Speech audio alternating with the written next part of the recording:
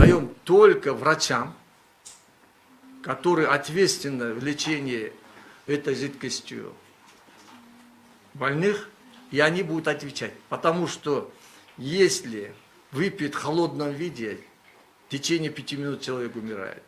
Если после того, как он выпьет холодную воду или мороженое, тоже человек умирает. А остальные мы применяем традиционные, веками лечившиеся киргизов с сикульскими корнями. И то, что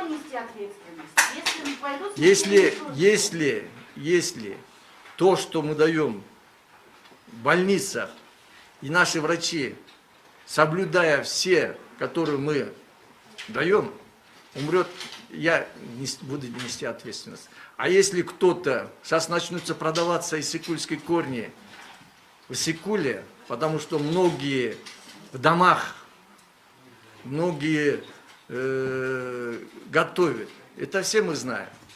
И они продаются. И некоторые от сикульские до этого умирали, которые неправильно выпьют и умирали. А если такие, то, я так думаю, ответственность будет нести тот, кто его продал, кто его предложил.